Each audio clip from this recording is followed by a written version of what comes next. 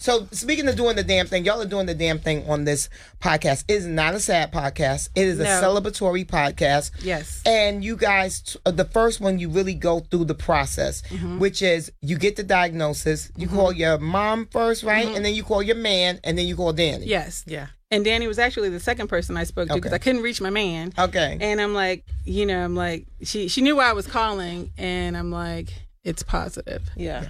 And it's like silence. And then I'm like, hello? How many tests did you have before? So what was the process? So, was it a mammogram? Was no, it? Did you feel it? I found it myself. So I was in the shower.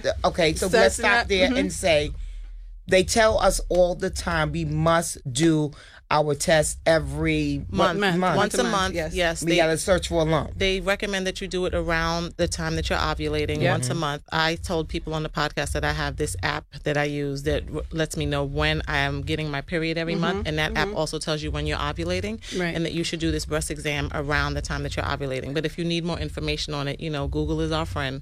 Go online and Google it. But the key of the story is you need to know what your breasts feel like. You got to feel yourself. You got to touch yourself. If you don't have a relationship with your body, yourself. For me, and I think in a lot of communities, people use washcloths or using all these hand things. No, you need some skin-to-skin contact in order to feel. The lump that I felt was so small, really, that the doctor even questioned, like, how did you feel this? Like, show me again where this lump is. And I'm like, it's right here.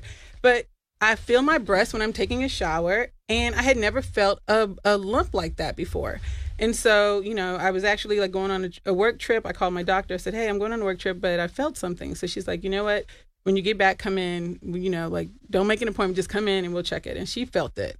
And then she's like, 2 days later, I went to get a biopsy. They did 2 biopsies, one for backup. And literally 3 days later, I got a call that said it was positive. Do you have high density breast?